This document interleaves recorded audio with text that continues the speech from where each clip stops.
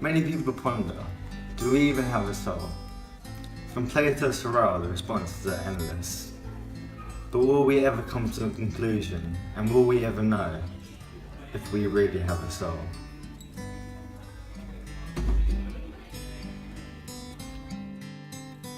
So now, we need to ask, what did the soul mean to Plato? Plato concerned himself with this very question. He was a substance dualist. He believed that the soul belonged to a level of reality higher than the body, and he believed that the soul is a substance and is immortal. This derived from his theory, the forms. What he meant by this is that for everything in existence, Plato accepted that there was a perfect idea. He called this the form. For example, for every man, there is an ideal man. The idea is prior to the individual instance of it, and is thus more real, as ideas are not physical things, so they must belong to a spiritual realm of reality, which is more real than the material realm.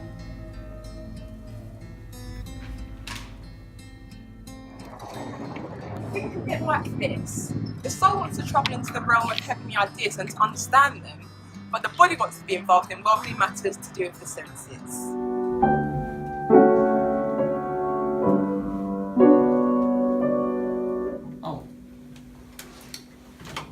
Plato tried to understand the soul, or psyche as he called it. He argued that there are three elements to the psyche: eros, thymos, and nous.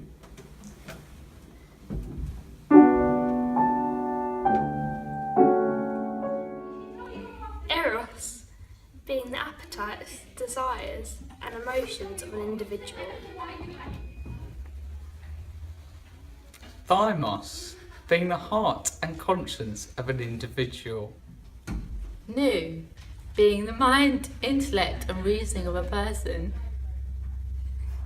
This was arguably too complex when talking about his understanding of the soul, so Plato used the allegory of the charioteer to demonstrate his understanding.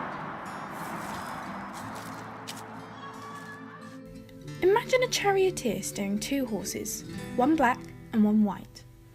The charioteer represents a man's reason, or nous. The darker horse represents his appetites, or eros.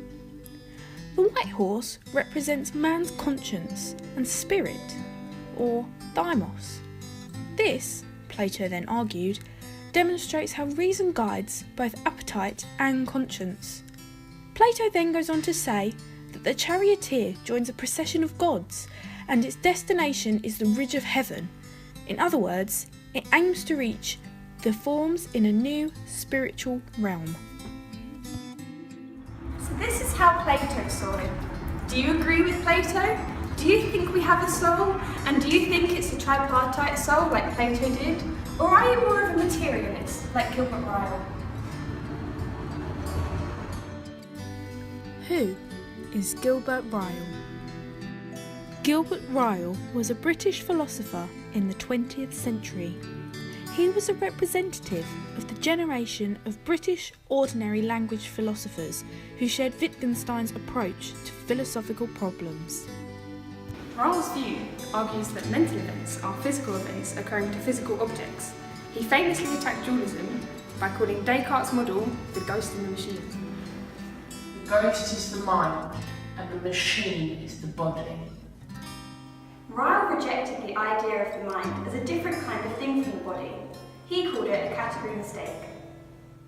What he meant by this is that the mind and body belong to different logical categories which have been wrongly associated. Ryle demonstrates this with an example of a foreigner visiting a university for the first time. On being shown a number of colleges, libraries and offices, the foreigner asks, "But where is the university?" The mistake was allocating the university to the same category as that to which the other various buildings belong. The university is not a separate entity, and in a similar way, neither is the mind. Materialists believe that the soul does not exist. So are you a materialist? As Plato or Ryle provided a reasonable argument for the existence of the soul, do you agree with one of them, or do you have your own idea about the soul? Whether or not the soul exists, it seems clear that there will never be an empirical evidence. So it really leaves us to thinking, as philosophers do best.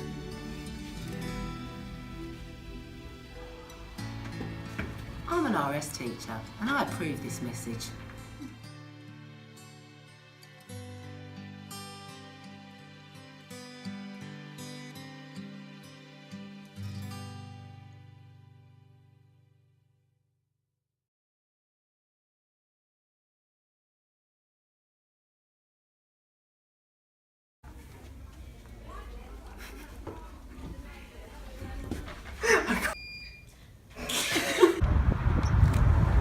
Think of it like this. The soul wants to... This was arguably too complex when talking about his understanding of the soul, so Plato used the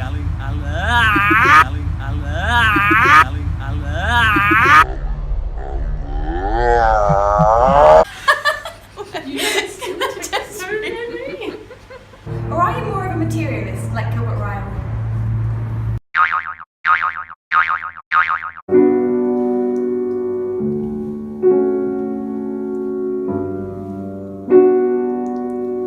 Oh.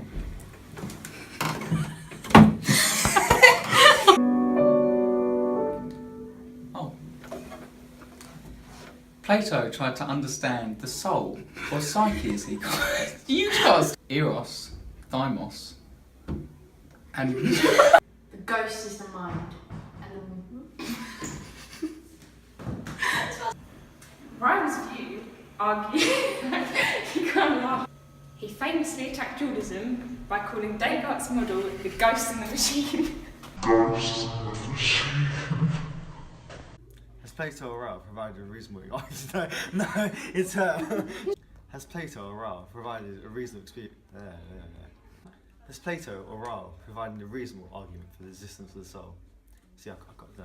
So, has Plato or Ryle provided a reasonable argument for the existence of the soul? Do you agree with one of them, or do you have your own idea about the soul? Whether or not the soul exists, it seems clear that there will never be any empirical evidence. So it really leaves us to thinking, just as philosophers. I'm such a bad listener.